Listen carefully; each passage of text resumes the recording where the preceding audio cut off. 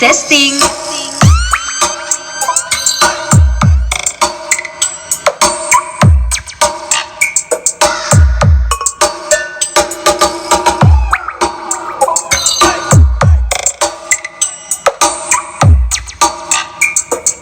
Basta Naive, the best.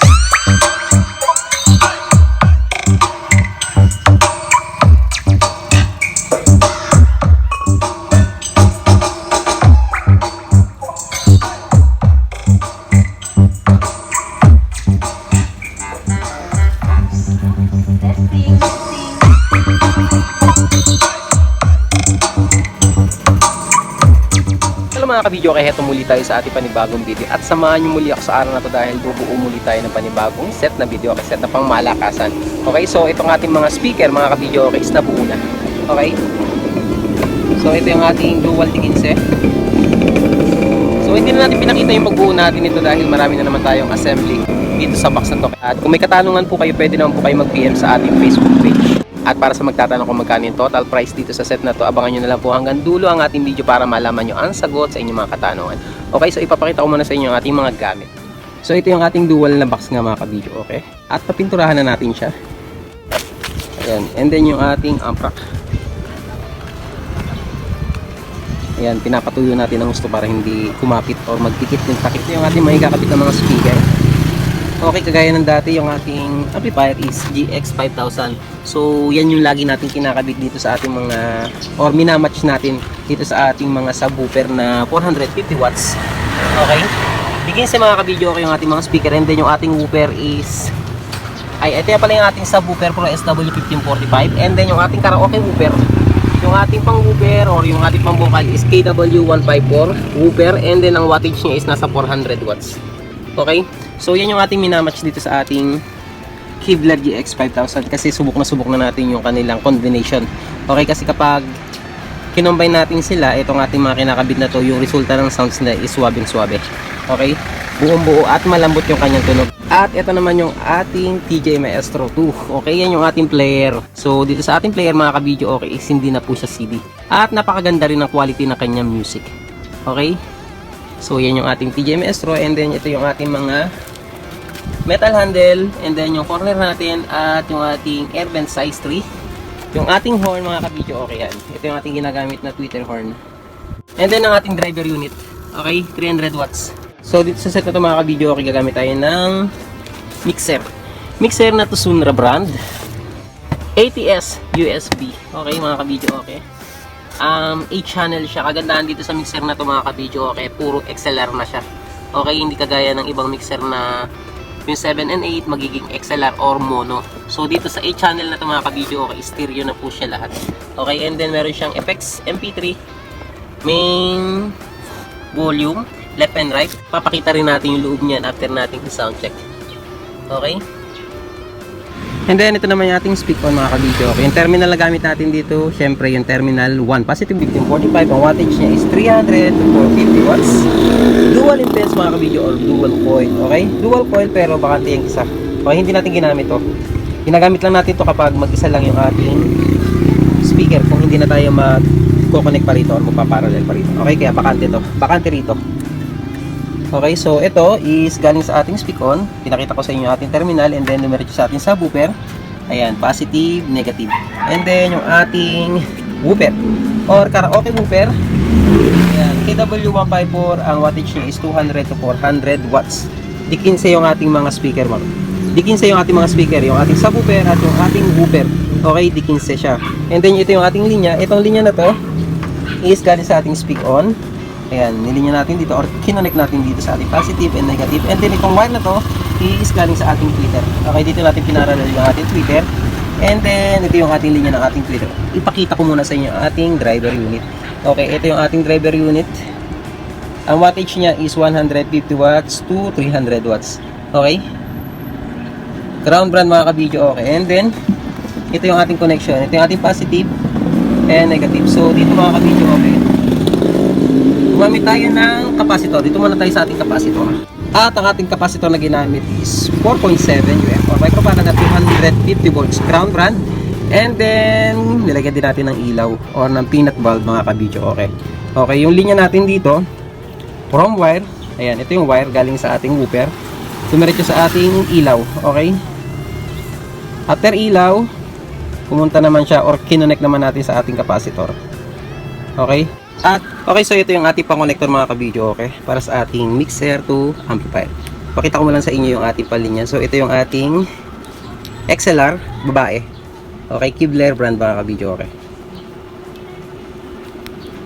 At ang dulo niya is RCA. So binuulan natin to. Nyahan na natin. At ito yung ating mixer. Ipakita ko lang sa inyo yung ating mga connection at yung ating lilinyan. So dito mga kabidyo, okay, dito tayo maglilinya. Pwede tayong gumamit ng PL. Okay, PL to PL. At XLR to XLR. Babae. So yung ginawa natin is babae. Babaeng XLR. And then itong linya na to pala mga kabidyo, okay. Dito muna tayo. So itong RCA to RCA na ito mga kabidyo, okay, yung dulo nito is nasa ating player. Okay, itong red at saka white is nakasaksak sa ating player sa audio output. Okay, so dito isasaksak natin siya sa tape. Ito po kasi is input. Okay, itong record input din siya. So dito tayo sa tape, left and right. So itong yellow is sa monitor natin. Isuot muna natin sa butas. And then saksak natin sa output sa ating mixer.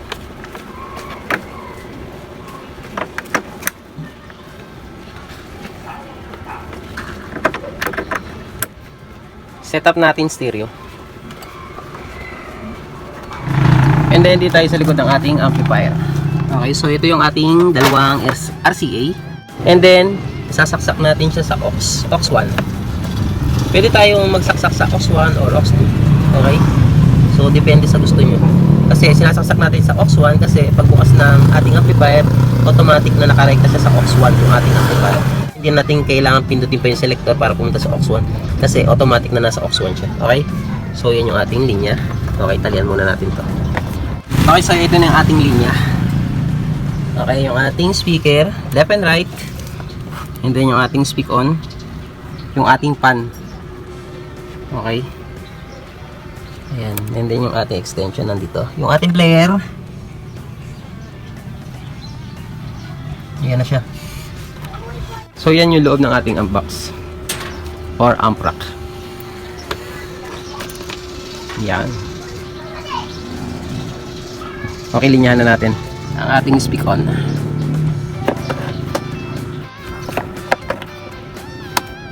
Meron tayong TV monitor. Itong TV monitor natin na to is pansamantala lang yan dyan mga kabidyo. Okay? Kasi tetestingin lang natin. Yung ating player mga kabidyo, okay, na-authenticate na natin siya kanina. Okay? Kaya na-setup na natin. So, hindi na natin tinono yung kanyang microphone input kasi meron naman tayo dito mixer. Okay? So, testingin lang muna natin yung ating player. Yung volume natin, mga alas 8, alas 9 lang sa ating amplifier. Sa ating mixer. Okay? Patayin muna natin. Sa ating mixer, volume lang muna natin ng konti.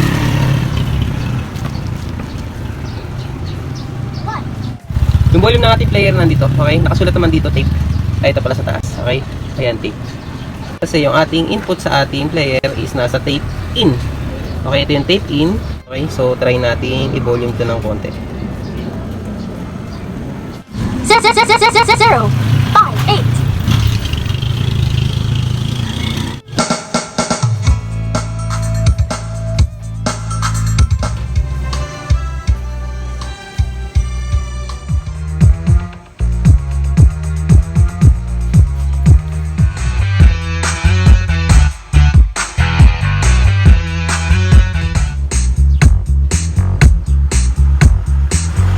Testingin natin mga kabidyo, okay, kahit medyo tanghalin tapat. Alalayan na lang natin yung ating volume kasi para hindi tayo nakakahiya or nakakabulaw sa ating kapitbahay, okay? So, sound check natin. Gamit natin music Ragatak from DJ Christian.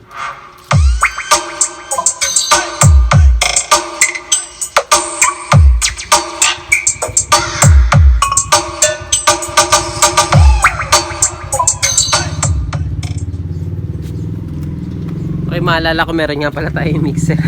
Okay, nakakonekta kasi tayo yung ating kinonect kasi natin yung ating cellphone sa ating amplifier. O naalala ko naalala ko meron nga pala tayong mixer. Okay, kaya i-connect natin yung ating Bluetooth na cellphone or yung ating cellphone sa Bluetooth ng ating mixer.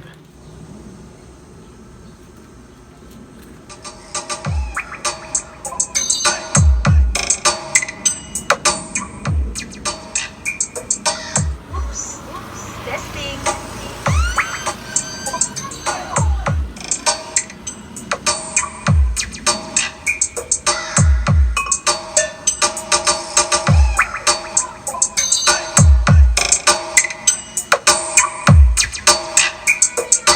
Basta Knife, the best.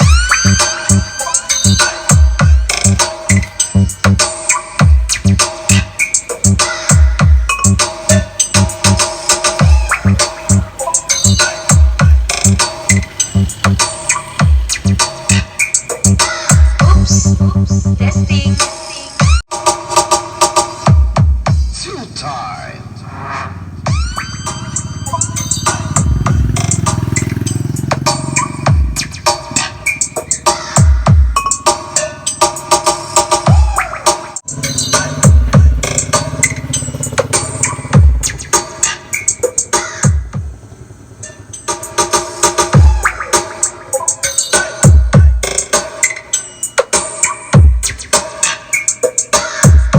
Oops. Testing.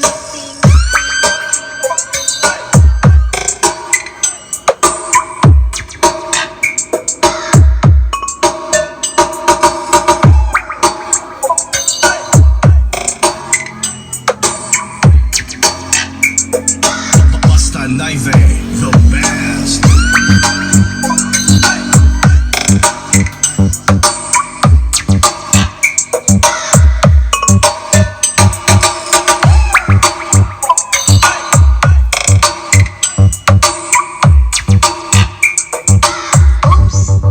Testing.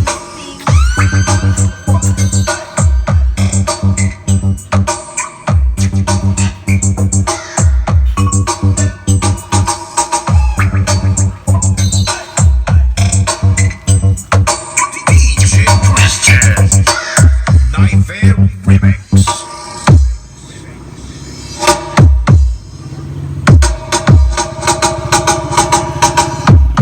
Two time.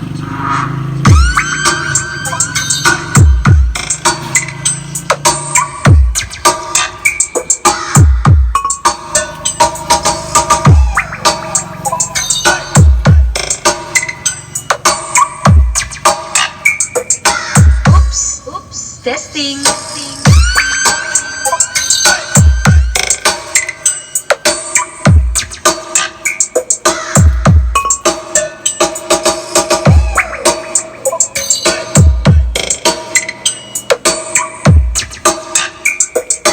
Basta Knife, the best.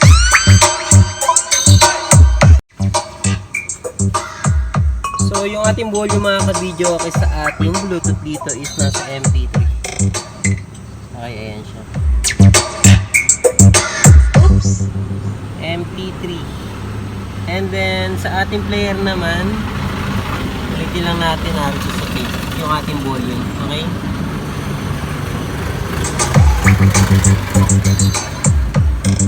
So next natin, DJ Christian. Knife Remix. so next natin yung ating mga microphone.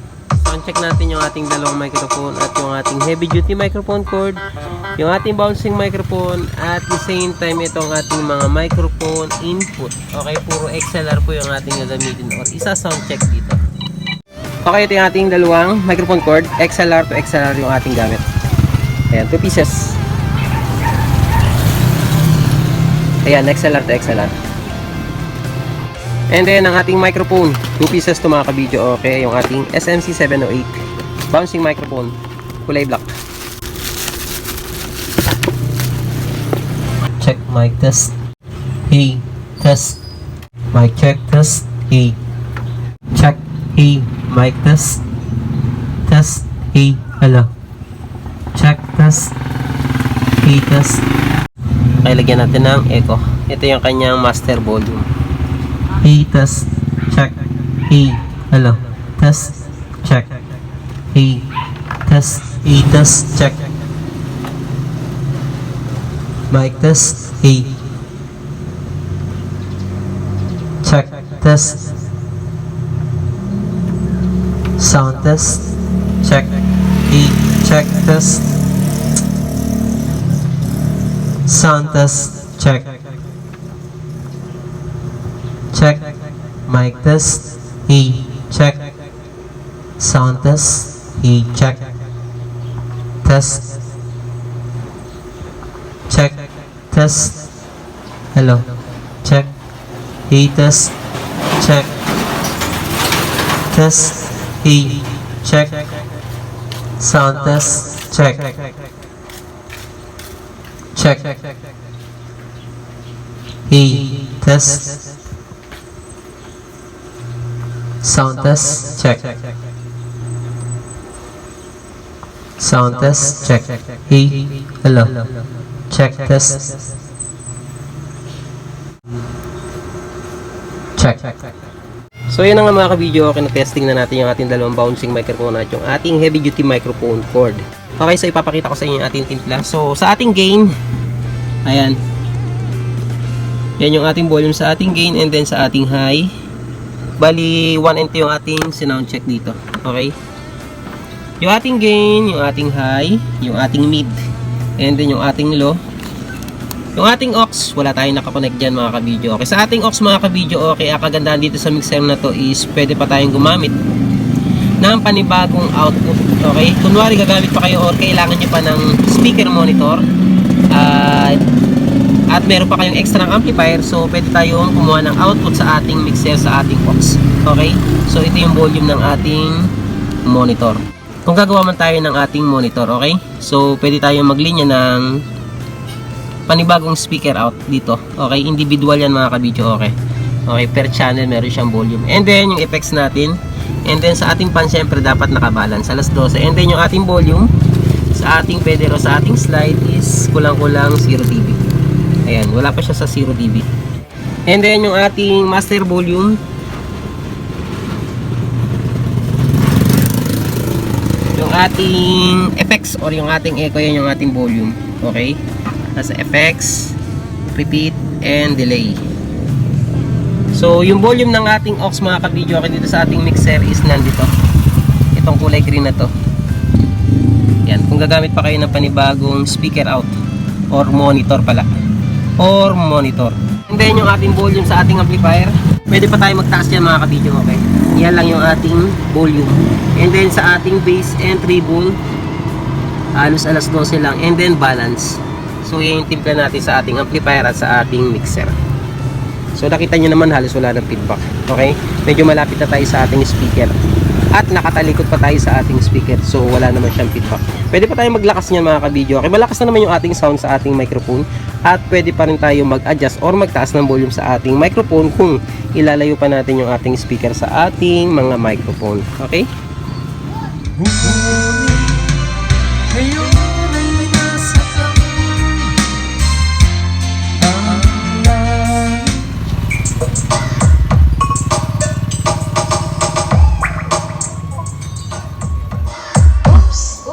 Testing.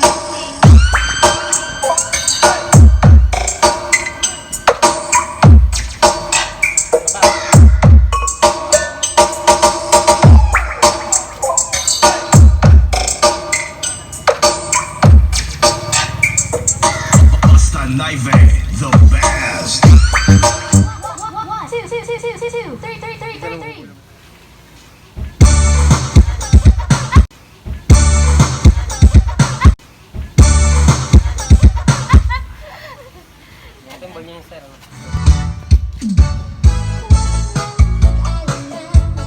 You're all I need beside me, girl. You're all I need to touch. Oops, testing.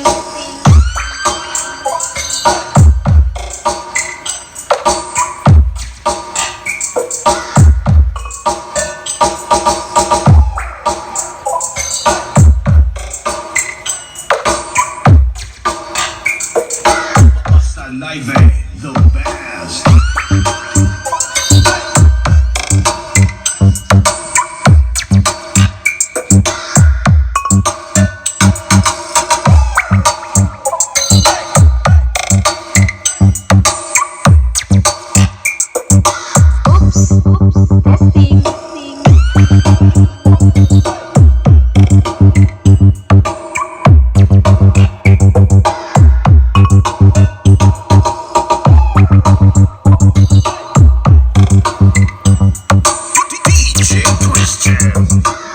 Nightmare Remix.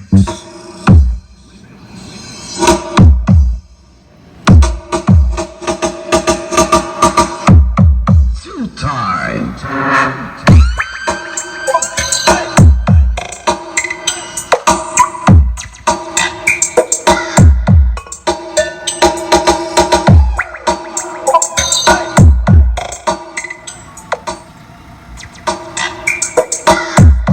Oops, testing.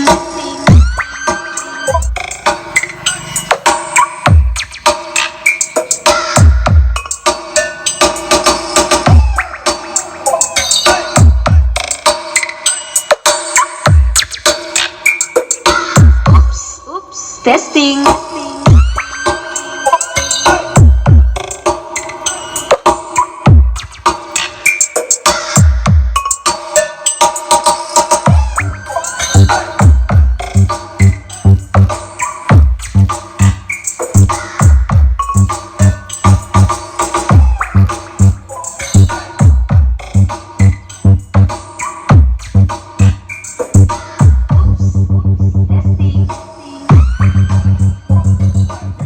Remix. Two time.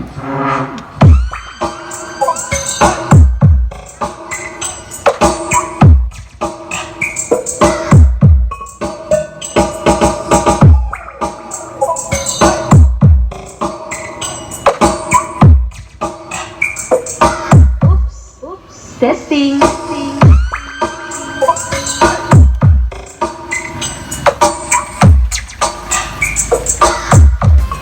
So ito na mga ka-video, okay, na soundcheck na natin itong ating pangmalakasan at isa-isahin natin yung kasama ng set na to. So dito sa set na to mga ka-video, okay, meron tayo or gumamit tayo ng mixer na Tsunra brand at 8-channel. Okay, so puro XLR po siya mga ka-video, okay. 8-channel na mixer na Tsunra brand. And then keypad para sa ating pag-select sa ating mga player o sa ating gusto mga music. At yung ating player TJ Maestro 2, updated na po siya. And then ang ating amplifier Kevlar GX 5000. And then meron din tayong heavy duty microphone cord, 2 pieces, XLR to XLR mga kabidyo, okay. Okay. And then ating speaker wire. Yan natin sa ating likod ng ating amplifier.